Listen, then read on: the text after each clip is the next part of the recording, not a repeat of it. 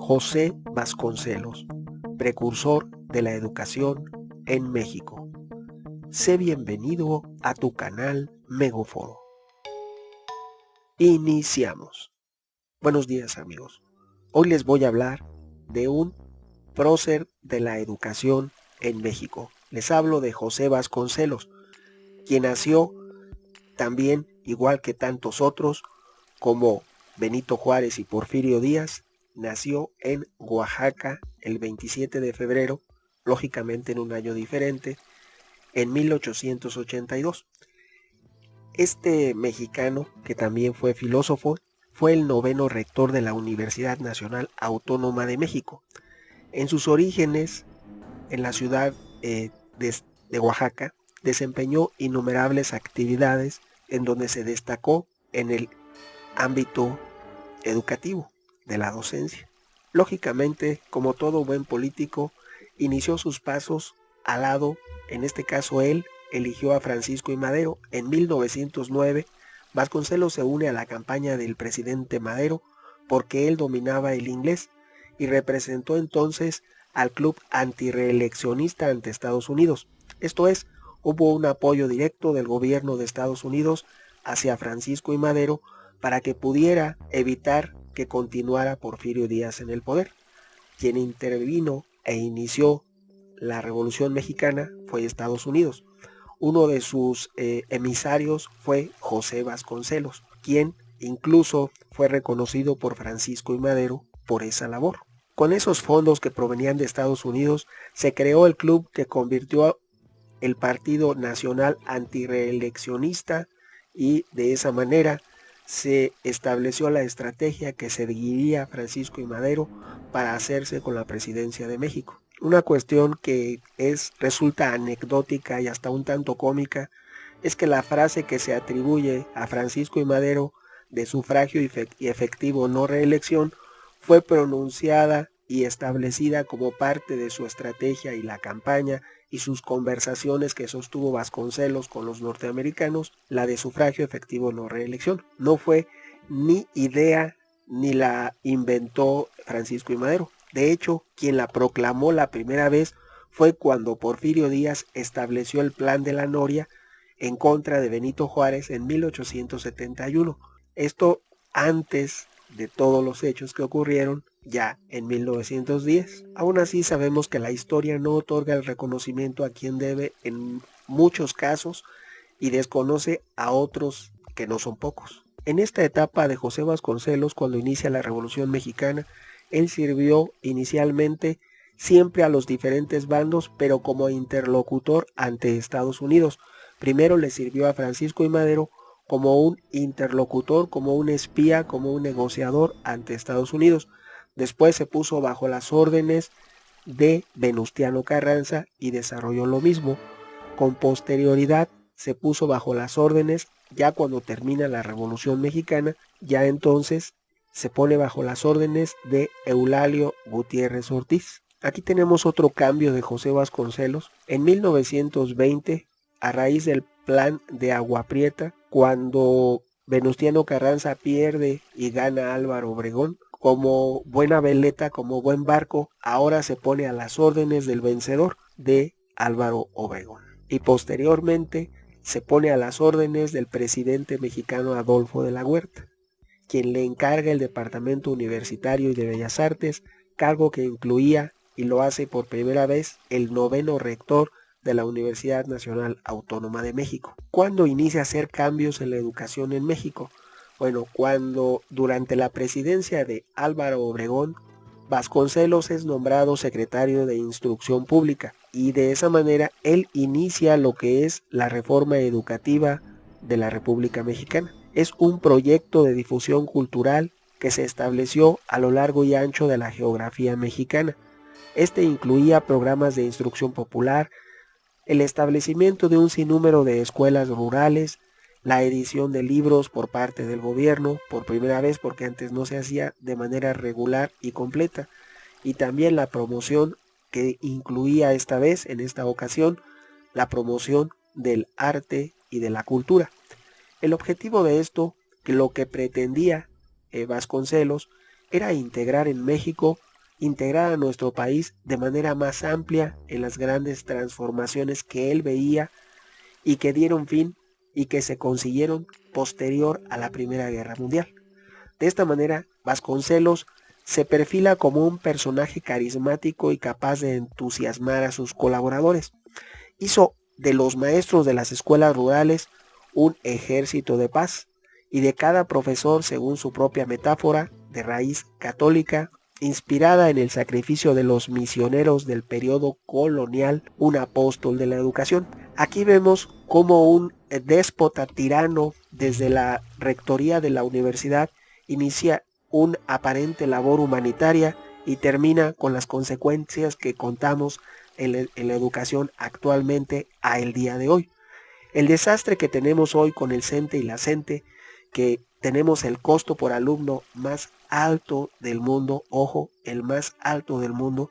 Si usted tiene dudas, puede consultar el presupuesto de egresos de la Federación para 2020 cuando se publique en el diario oficial. Si no, busque el de 2019 que ya se publicó y que está en ejercicio y verá que la Secretaría de Educación Pública se lleva cerca de casi 400,000 millones de pesos tan solo en 2019, pero no busque únicamente el presupuesto de la Secretaría de Educación, busque y súmele el presupuesto de la Secretaría de Educación de cada uno de los estados, de cada uno de los municipios y todos los programas de apoyo a la educación que tienen los congresos locales, el federal y los diferentes órganos autónomos de los diferentes gobiernos, estatal, municipal y federal. Y podrá observar que incluso podemos llegar a cerca de 600,000 millones de pesos cada año a la educación. Se habla de que hay escuelas incluso de palitos y otras deficiencias. No discuto que pueda existir y que haya tales deficiencias, pero todo eso es gracias a al sistema que estableció CENTE y CENTE y a las plazas automáticas. Ahora, ¿por qué la educación de México es tan exageradamente costosa y es tan ineficiente? Este establecimiento, regresando al pensamiento de este José Vasconcelos, yo sé que se van a desgarrar las vestiduras y van a aventarse jitomates, porque para unos es una figura sagrada, como una gran vaca sagrada que debe adorarse, pero no es así. Todos somos seres humanos y debemos analizar qué hizo bien y qué hizo mal. No se critica su intención de llevar la educación a cada uno de los rincones de México. Sin lugar a dudas, esa es una labor que fue necesaria y qué bueno que se hizo. Pero lo que se dejó de lado y lo que se hizo fue que esto ocurrió después de la Revolución Mexicana. La Revolución Mexicana se dice que surgió porque existían las tiendas de raya y que los trabajadores vivían muy mal en las haciendas, que eran explotados. Y este individuo, José Vasconcelos, hizo lo mismo con los maestros. Los explotó y los trató como si fueran miembros de una secta. Él mismo lo dijo, son apóstoles de la educación. Estaba confundiendo, juntando la religión con la educación, cuando ya habíamos pasado las leyes de reforma y en la constitución del jefe que él tuvo, que fue Venustiano Carranza, porque José Vasconcelos trabajó bajo las órdenes de Venustiano Carranza y él fue el que promulgó la constitución de 1917, que es la que actualmente nos rige. Entonces José Vasconcelos sabía perfectamente que no debía tratar mal a los maestros. Sin embargo, en ese tiempo, cualquier persona que terminase ya la primaria, que supiera leer, escribir y que tuviera certificado de primaria, inmediatamente podía ser reclutado para ser un maestro rural, que era lo que sucedía en la mayoría parte de los casos. Por eso aceptaban tanto sacrificio, por la mala calidad de los maestros que enviaba José Vasconcelos a la República Mexicana. No se les pedían nada de estudios.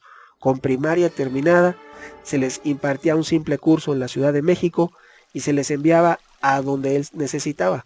Lo malo es que estableció escuelas rurales sin un debido control ni una adecuada supervisión. Esa llamada programas de instrucción popular eran una especie, todo fue muy manipulado y muy de lado, acorde, muy sesgado hacia la religión, sin ofender a la religión católica. Eran como apóstoles, como si fueran parte de una congregación religiosa que establecía una labor humanitaria. lo cual no debe ni siquiera debe pensarse desde el punto de vista de un gobierno.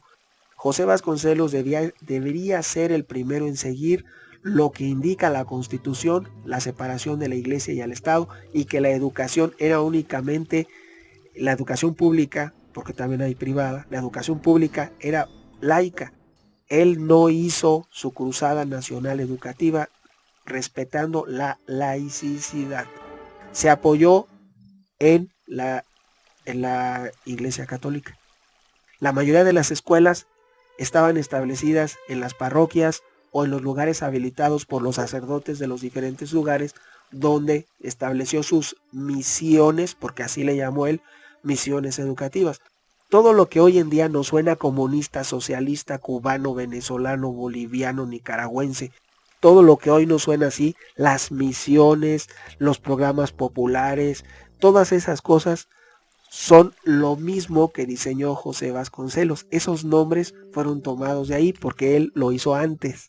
Sus misiones culturales fue lo que le dio la idea a Fidel Castro de establecer esas misiones, ¿sí? Así que José Vasconcelos fue un ideario que fue utilizado por muchos otros no para tan nobles fines. Si usted observa, si usted tiene duda de algo, simple y sencillamente observe dónde una persona puede vivir mejor. Si usted con un mes de trabajo tiene libertad en el país donde vive, eso quiere decir que le está dando las condiciones adecuadas el lugar donde usted vive. Si observamos los diferentes países de América Latina, usted podrá ver que con un salario como el de Venezuela o como el de Cuba de $10 al mes no le alcanzaría para nada. Así que no puede alabar un país donde el ingreso no le alcanza para cubrir sus necesidades. Aunque la educación le digan que es gratuita, pero si lo van a curar a base de hierbitas, de naturismo, como es la idea, o de ozono, puro hierbitas y ozono, como le hacen en Cuba, sin medicamentos de patente, pues no se va a poder curar de las enfermedades realmente complicadas. Todos sabemos que lo único de lo que se enferma la mayor de las personas son de la gripe, del estómago y de la garganta, regularmente. 9 de cada 10 veces, por ese motivo se acude al médico. Cuando ya es una enfermedad grave, solamente los hospitales de primer nivel, donde hay especialistas, te pueden curar y atender. Sin embargo, se llegan a confundir las situaciones y no se quiere ver y reconocer en realidad los sistemas de salud que existen en cada país. Pero regresando a esto, y disculpando el paréntesis tan amplio que di en esta ocasión, regresando a esto de la educación que desarrolló José Vasconcelos, te diré que sí fue en realidad un programa de intercambio educativo y cultural con otros países americanos. Él les llamó Vasconcelos embajadas culturales que llevaron a algunos de los más brillantes estudiantes de la época a entrar en contacto a edad temprana con sus pares, con otros como ellos en Brasil, Argentina, Colombia, Perú.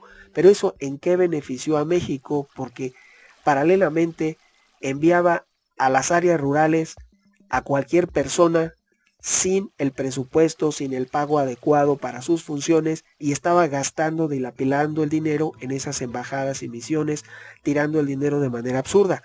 No fue un buen administrador. Paralelamente se le reconocen triunfos absurdos, erróneos. Su labor era en donde estaba, no tenía que estar haciendo y gastando el presupuesto en tonterías. Podemos decir tonterías aunque se ofendan algunos. ¿Por qué? Porque mientras en el campo estaba una situación que solamente en los números él justificó el establecimiento cada año de cientos y cientos de escuelas rurales, pero en los hechos no servía de nada, porque estaba provocando que individuos no preparados, porque no hay quien te juzgue en un pueblo. En un pueblo la autoridad en ese tiempo era el cura, el maestro y el juez. Solamente la autoridad eran ellos. Entonces le estaba dando mucho poder a cualquier persona que quisiera ser maestro rural, lo cual pudo dañar más al país de lo que se cree que lo benefició, que lo más seguro es que dañó una infinidad de niños y niñas, así como se acusa hoy a algunos sacerdotes, y ya saben ustedes a qué me refiero, de qué se les acusa que hacen a los niños y a las niñas. En ese tiempo todos estos individuos, José Vasconcelos provocó lo mismo porque le dio poder a personas que no estaban debidamente preparadas y no había una debida supervisión y una separación laica de la escuela. Por lo tanto, estaba transfiriendo el poder, y lo que hacen hoy los sacerdotes, algunos hacia niños y niñas, lo transfirieron en ese tiempo hacia cualquier persona que quisiera ser maestro rural. Así tenemos casos de maestros rurales que provocaron cientos de traumas en niños y niñas. Dañaron más a la infancia y a la niñez de México que lo que pudieron sacar adelante al país. Todo se puede justificar si lo vemos. Si tú lo ves desde un punto de vista, van a decir, oh, el gran hombre, el gigantesco José Vasconcelos, fundó 100,000 escuelas. Oh, el superhombre, oh Dios. Nadie es ningún superhombre ni nadie es Dios. Es un ser humano como tú o como yo. Y para poder lograr esa meta, lógicamente lo hizo mal. Para obtener 100,000 maestros, ¿de dónde los iba a sacar? Si fundó 100,000 escuelas José Vasconcelos, ¿de dónde sacó tantos maestros si era imposible? No había 100,000 profesionistas capacitados para ocupar 100,000 vacantes y el gobierno no podía pagar tantos salarios a nivel nacional. Un salario digno para 100,000 maestros nunca podía haberse pagado en los gobiernos post-revolucionarios de ese tiempo. No había presupuesto, no había posibilidad. Simplemente hay algo más de lo que no se habla. No es nada más reconocer. Y además entra dentro de las libertades de las personas, porque ya no puede uno opinar porque coartan la libertad. Yo se los digo, por ejemplo, tenemos un ícono que es como un dios. Les hablo de Frida Kahlo. Si usted dice no me gusta, ya no eres mexicano, ya te atacan, ya no te ven como persona y ya te excluyen. Yo no hablo si estoy a favor o en contra. Simplemente es un ejemplo que les puse. Ese y otros tantos ejemplos. Un ejemplo que no puedes tocar a Frida Kahlo. Otro ejemplo que te tiene que gustar a fuerzas la canción, si no, no eres mexicano. La de Bésame Mucho no es una canción reconocida en México. Esa se hizo famosa en Europa. Aquí en México no. Y es nuestro himno de reconocimiento internacional hoy en día. Las otras, las de verdaderas canciones mexicanas, no son reconocidas, solamente esa. Y esa es como una canción de Dios. Si tú quieres oponerte, todos se te echan encima. Igual a Frida Kahlo, una drogona, etcétera, etcétera, etcétera, etcétera, que tiene más malo que bueno. Es como un iceberg que solo quieren ver y quieren hacerla un ícono feminista, pero por eso no se puede hablar de ella. Esa y tantos otros ejemplos, como la dignificación de la Malinche, que es una traidora y la historia lo ha manifestado, pero ya quieren hacer una limpieza cultural, una limpieza histórica para tratar de cambiar los hechos históricos. Así, o sea, ha habido infinidad de cambios. Se ha acusado a personajes históricos de conductas o de tendencias que no fueron. Ahora se dice, ¿sabías tú que así eran y que esto pasó?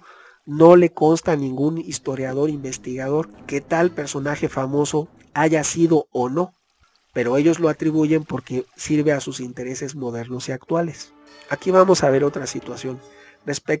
Regresando a la labor de José Vasconcelos, diré que un aspecto clave de su gestión fue la reconstrucción o construcción de edificios de uso público para la difusión de la cultura, como el Estadio Nacional, escuelas públicas de diferentes niveles, bibliotecas y de manera más general, los edificios destinados a albergar el aparato burocrático del sistema educativo a lo largo y ancho de la nación. Vasconcelos, sin embargo, encontró difícil consolidar su condición como pensador independiente con las exigencias de los cargos de gobierno que él ejerció. Además, su relación con Álvaro Obregón y Plutarco Elías Calles estuvo siempre mediada por la desconfianza que le inspiraban los mexicanos del norte de la República, que lógicamente eran ellos. Fue muy hábil para acuñar punzantes aforismos, frases célebres o para ridiculizar a sus adversarios, en debates o en intercambios epistolares. En más de una ocasión, él expresó Vasconcelos con un dejo de desdén que en México la civilización terminaba donde empezaba el consumo de carne asada, lo cual nos habla de un individuo lejos de ser tan alabado y endiosado como lo quieren ver algunos, un individuo lleno de defectos.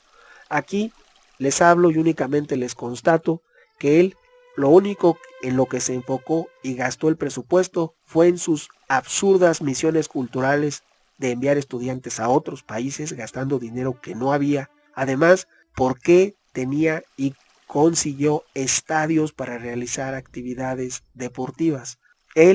La labor principal de una Secretaría de Educación es la calidad de los docentes, no lo demás. Primeramente es la calidad de los docentes. Ya les hablé del daño que causó a la niñez mexicana durante generaciones por haber enviado personas que pudieron haber generado traumas de todo tipo. Me refiero a de todo tipo, ya me entienden lo que ocurrió al otorgar un poder inmerecido y no respetando la laicidad del Estado. No quiere decir que yo esté en contra de alguna u otra religión. Nada de eso. Todas las religiones deben ser respetadas. Simplemente acá estamos hablando desde un funcionario público y la labor que debe desempeñar. La obligación como funcionario público es respetar lo que indican las leyes mexicanas. La ley establece educación laica. Él no tiene que hacer alusión nada a religión en su desempeño de la función laica pública. Ahora, él debía enfocarse en la calidad de los maestros, pero era imposible, si estableció 100,000 escuelas, es imposible obtener 100,000 individuos de calidad. Entonces, si no se podía, no tenía que haber abierto tantas escuelas. Tenía que haber abierto las que pudiera con los elementos de calidad que hubiese podido reunir. Hasta ahí era el límite posible. Encontramos, vamos a poner un ejemplo. Cuando el expresidente de Estados Unidos, John F. Kennedy, dijo que iban a poner un hombre en la luna, el límite era lo que podía la técnica de aquella época. Al final de cuentas lo consiguió y en 1969 el hombre llegó a la luna. Se dice el hombre, pero fue Estados Unidos llegó a la luna únicamente, nadie más. Ahora bien, si vemos esa situación tal y como ocurrió, podemos decir simple y sencillamente que los topes para un desempeño de un funcionario público, como en este caso fue Vasconcelos, secretario de Educación, era el límite de su presupuesto y el límite de los recursos humanos con los que contaba. Si él excedía eso o bajaba la calidad, es como un arquitecto que baja la calidad de los materiales y después el edificio se desploma. Eso es lo que él hizo y él ocasionó lo que ocurre el día de hoy. Desde ese momento cualquier persona podía ser maestro, bueno, hoy en día también cualquier. Y tenemos décadas donde las plazas se compran, se venden, son heredadas, donde hay una increíble multitud de actos indebidos de parte del CENTE y la CENTE, que son las que controlan la educación en México, ponen y quitan a los funcionarios de la Secretaría de Educación, hacen y deshacen y tienen sus plazas automáticas. Pero todo eso fue generado desde el origen de la misma Secretaría de Educación Pública. Quien la ideó, quien la fabricó fue José Vasconcelos y desde sus orígenes lo hizo mal. Le pese a quien le pese y se avienta en jitomates. Igual hago una salsa y me la como, mira, sabroso. Pero hay que reconocer lo que la inteligencia nos puede revelar. Si tú analizas de manera adecuada lo que sucedió, de acuerdo al presupuesto, de acuerdo a los recursos humanos y de acuerdo a las facultades y a la laicidad, no era sano establecer esas misiones, no era sano enviar personas impreparadas a ser maestros rurales y no fue sano lo que hizo. Generó más conflictos y estableció las bases a los conflictos actuales, lo que nunca debió de haber sucedido.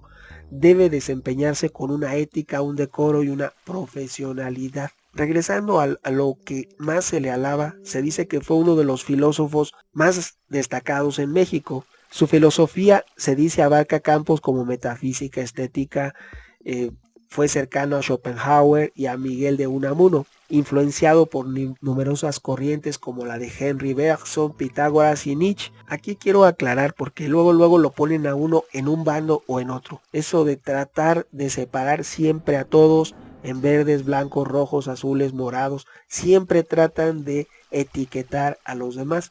Esa forma de etiquetar, esa forma de dividir es violencia. No se puede analizar, reflexionar algún tema sin que inmediatamente alguien quiera enmarcar en un tabú que tiene ya prefabricado a la persona que expone. Te diré que aquí la filosofía y las cuestiones de la obra de José Vasconcelos pueden ser analizadas, podrá algunos que les guste, a otros que no.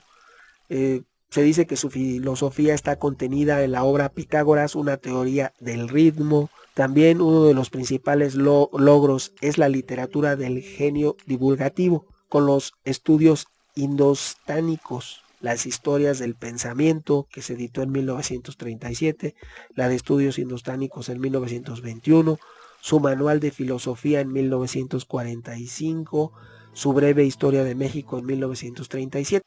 Les voy a enumerar los libros que escribió, son demasiados. Los de arriba, de la Revolución, Historia y Tragedia, 1959, 1, Pitágoras, Teoría del Ritmo 2, Ética 3, Estética 4. Les estoy hablando de más de 20 libros, sí, a primera vista, son más. Él fue el secretario de Educación, fue el rector de la Universidad Nacional Autónoma de México y desempeñó otros cargos. No critico la labor de escribir, es buena y qué bueno que lo hizo. Hay que reconocer lo bueno, la intención de crear las bases de un moderno sistema educativo. La intención es buena, simplemente estoy manifestando que el origen de esas misiones en otros países de algunos profesionales fueron establecidas por José Vasconcelos.